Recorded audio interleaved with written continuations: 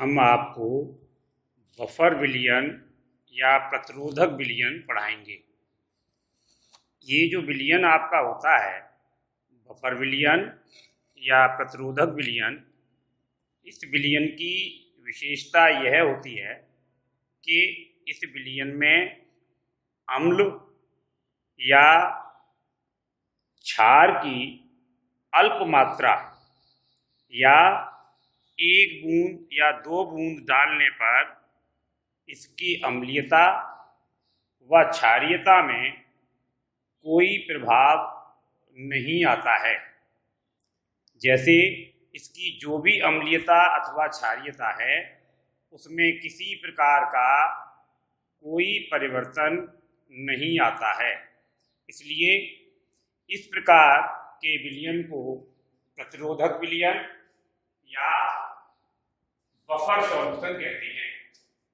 जैसा कि ये परिभाषा है आपके समक्ष, जो विलयन प्रबल अम्ल यानी strong acid and strong base की कुछ मात्रा या कुछ मात्रा से अभिप्राय है, कुछ बूंदें अगर आप उसमें डाल देते हैं तो जो उसका पीएच मान है या जो उसकी हाइड्रोजन आयन कंसंट्रेशन है, उसमें कोई परिवर्तन नहीं होता, वह उसका विरोध करते हैं।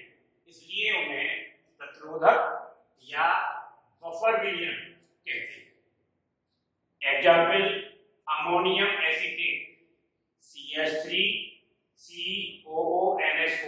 यह है आपका अमोनियम एसीटेट का जलीय विलयन।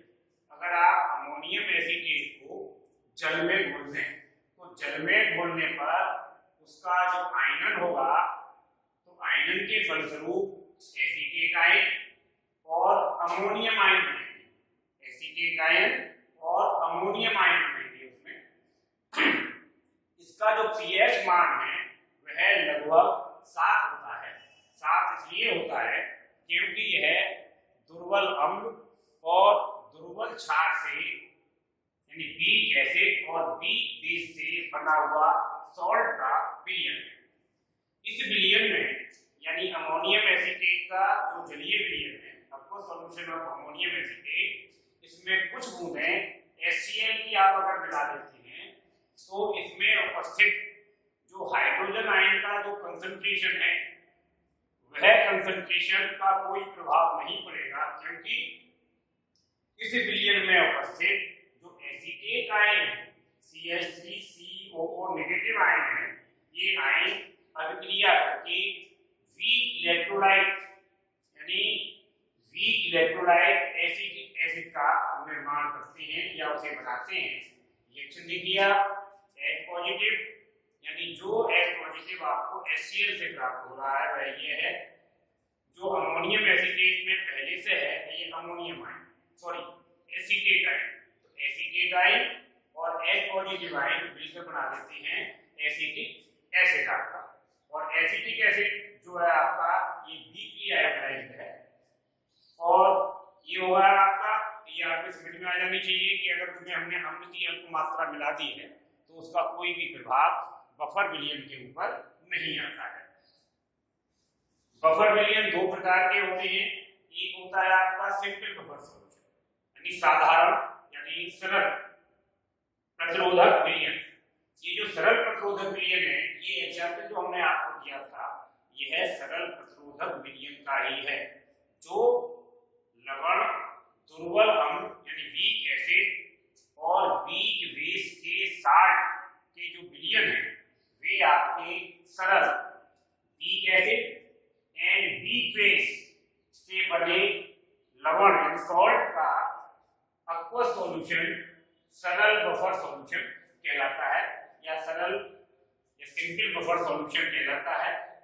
दूसरा है आपका मिक्स्ड बफर सॉल्यूशन। जो मिक्स्ड बफर सॉल्यूशन है, ये दो प्रकार के हैं। एक है आपका एसिडिक बफर सॉल्यूशन, एक है आपका बेसिक बफर सॉल्यूशन। जो एसिडिक बफर सॉल्यूशन है वह यह है कि जो आपका बफर सॉल्यूशन है, वह बफर सॉल्यूशन वीक एसिड होना चाहिए, और उसी वीक एसिड और स्ट्रॉन्ग बेस का कोई लवण होना चाहिए।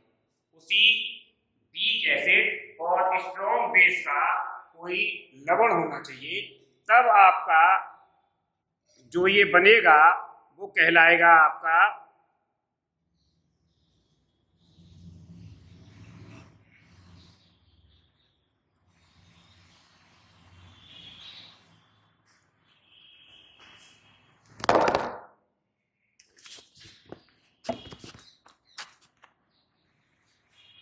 इस तरीके से आपका ये जो सॉल्यूशन है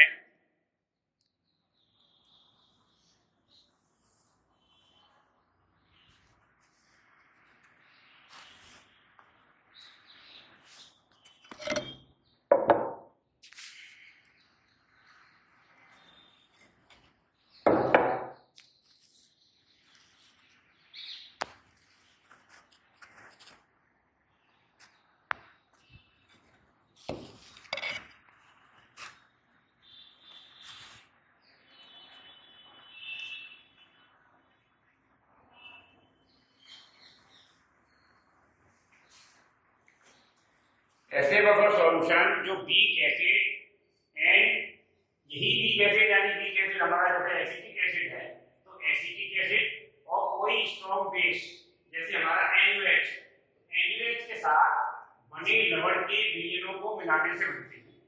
ये जैसे अगर आपका एसिडिक बफर सॉल्यूशन है तो इसमें एक तो वीक एसिड और वीक एसिड है जैसे आपका एसिटिक एसिड, तो एसिटिक एसिड तो और एसिटिक एसिड और NaOH से बना लवण और दोनों का मिश्रण और उनका विलयन वो कहलाएगा आपका एसिडिक बफर सॉल्यूशन। दूसरा है आपका बेसिक बफर सॉल्यूशन, तो ऐसे बफर सॉल्यूशन जो वीक बेस एंड किसी वीक बेस एवं स्ट्रॉन्ग एसिड के साथ बने लवण के विलयनों को मिला के बनते हैं, यानी वीक बेस जैसे अमोनियम हाइड्रोक्साइड। तो अमोनियम हाइड्रोक्साइड और अमोनियम हाइड्रोक्साइड यानी वीक बेस और स्ट्रॉन्ग एसिड, इसका जो एग्जाम्पल है आपका वह है NH4OH और NH4Cl। ये जो NH4OH है आपका यह एक वीक बेस है और वीक बेस यानी NH4OH और HCl जो उसका स्ट्रॉन्ग एसिड है उसके मिलने से जो लवण बनेगा वो NH4Cl हो गया और ये वीक बेस हो गया। इन दोनों का मिक्सचर उसका जलीय विलयन वह कहलाएगा आपका बेसिक बफर सॉल्यूशन। अब बफर एक्शन समझना है आपको। बफर एक्शन का अभिप्राय यह है कि अगर हम किसी भी एसिडिक बफर सॉल्यूशन में अगर एक बूंद या अल्प मात्रा में कोई प्रबल अम्ल या स्ट्रॉन्ग एसिड डालते हैं या स्ट्रॉन्ग बेस डालते हैं तो उसकी अम्लीयता और क्षारीयता प्रभावित नहीं होती है। तो हमें यहाँ पर यह समझना है कि उसकी अम्लीयता और क्षारीयता क्यों प्रभावित नहीं होती है। यहाँ देखिए आप, ये buffer action of acidic buffer solution, देखिए जैसे हमने कहा ये एसिडिक बफर सॉल्यूशन है तो इसमें एसिटिक अम्ल है यानी कोई वीक एसिड है, तो वीक एसिड का जो आयनाइजेशन हो रहा है वह हो रहा है आपका एसिटेट आयन और H पॉजिटिव आयन। इसी के साथ इसमें जो दूसरा पदार्थ है वो वीक एसिड और स्ट्रॉन्ग बेस का साल्ट, तो वीक एसिड स्ट्रॉन्ग बेस का साल्ट ये है सोडियम एसिटेट। सोडियम एसिटेट का आयनाइजेशन हो रहा है एसिटेट आयन और सोडियम आयन।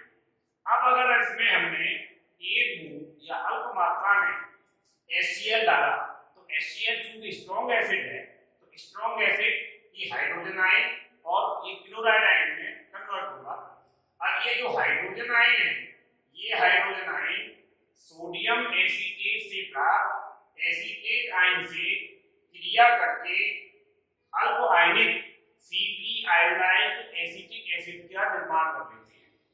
यानी जो हाइड्रोजन आयन का या हाइड्रोजन आयन की कंसंट्रेशन यहाँ पर इंक्रीज होनी चाहिए थी, बढ़नी चाहिए थी, वह नहीं बढ़ती है।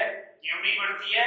क्योंकि सोडियम एसिटेट से प्राप्त जो एसिटेट आयन है उनके साथ HCl से प्राप्त H पॉजिटिव आयन क्रिया करके अल्प आयनिक Cl आयोडाइज्ड एसिटिक एसिड का निर्माण कर देते हैं और इस प्रकार आपका ये एसिटिक एसिड बन गया। तो हाइड्रोजन आयन की कंसंट्रेशन में कोई इंक्रीजमेंट, कोई वृद्धि नहीं होती है या कोई परिवर्तन नहीं होता है। ठीक इसी प्रकार से अगर हम उसमें NaOH डालते हैं, NaOH जो है आपका वह स्ट्रॉन्ग बेस है और अगर हम इसे डालते हैं तो इसे डालने पर प्राप्त होने वाले जो आयन हैं वो Na पॉजिटिव यानी सोडियम धनायन और हाइड्रोक्साइड आयन। अब इसमें जो हाइड्रोक्साइड आयन का इंक्रीजमेंट अगर हो तो पीएच मान में चेंज होगा।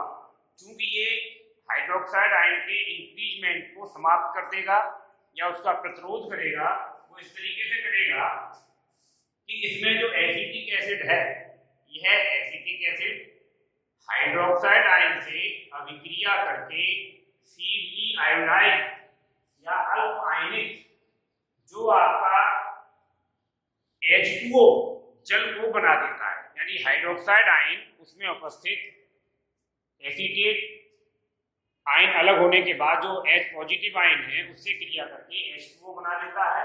इस प्रकार से ना तो अम्ल का यानी HCl हमने डाला था उसका कोई प्रभाव आया, ना ही क्षार का कोई प्रभाव आया उसके ऊपर। ठीक इसी तरीके से जैसे ये एसिडिक बफर का है, बफर एक्शन, ऐसे ही आपका बेसिक बफर का होगा। इससे बस थोड़ा अपोजिट हो जाएगा, वहां पहले आपका ये इस तरीके से बनेगा, इस तरीके से बनेगा। अब देखिए significance of buffer solution. Buffer solution का हमारे आपके दैनिक जीवन में बहुत अधिक महत्व है। वह इसलिए महत्व है क्योंकि जितने भी बायो प्रोसेस हैं, जैविक क्रियाएं हैं जो हमारे आपके शरीर में होती हैं, उनके लिए एक निर्धारित पीएच मान का होना आवश्यक है। इसे आप ऐसे समझ सकते हैं कि गर्मी के दिनों में या जाड़े के दिनों में ज़्यादा सर्दी का समय हो, ज़्यादा गर्मी का समय हो, तो भोजन के पाचन में कुछ परिवर्तन हो जाता है। गर्मी के दिनों में आपने देखा होगा कि ज़्यादा गर्मी पड़ने पर व्यक्तियों को या लोगों को उल्टियाँ होने लगती हैं, खट्टी डकारें आने लगती हैं।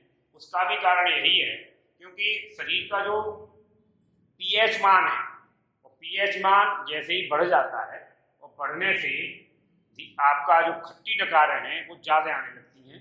तो जितने भी बायो प्रोसेस हैं, जैविक क्रियाएं हैं, उनके लिए एक निर्धारित पीएच मान है, निश्चित पीएच मान है। दूसरा, फर्मेंटेशन ऑफ मोलेसिस, सीरे का जो किण्वन होता है जिससे एल्कोहल का निर्माण किया जाता है या एथिल एल्कोहल का निर्माण किया जाता है, तो उसके लिए निर्धारित पीएच है और वो पीएच है 5 to 6.8। अगर पीएच का मान 5 से कम हो जाता है तो उसमें जो किण्व है, जो फर्म है, वो डेवलप नहीं करेगा या सही प्रकार से डेवलपमेंट नहीं होगा। तो जो आपका प्रोडक्शन है, जो उत्पादन है, वह सही प्रकार से नहीं होगा। ठीक इसी तरीके से पैक्सिन जो एंजाइम है, जो भी हमने आपको बताया था, एक निर्धारित पीएच पे काम करता है। अगर हमारा आपका पाचन क्रिया अगर सही रखनी है तो उसमें जो पैक्सिन एंजाइम है हमारे पेट में, हमारे आमाशय में 1.4 से 2 पर कार्य करता है सही प्रकार से। अगर इस पीएच वैल्यू का मान अगर चेंज हो जाता है, अगर इस रेंज में नहीं होता है, तो हमारा जो पाचन का कार्य है, जो आमाशय में पाचन का कार्य है पैक्सिन एंजाइम के द्वारा, वह सही प्रकार से संभव नहीं हो पाता है। इस प्रकार ये आपका जो कार्य है इसका, ये बहुत ही महत्वपूर्ण है, बफर विलयन का कार्य। और इस प्रकार बफर सॉल्यूशन में आपका अपने सिलेबस के अनुसार इतना ही है।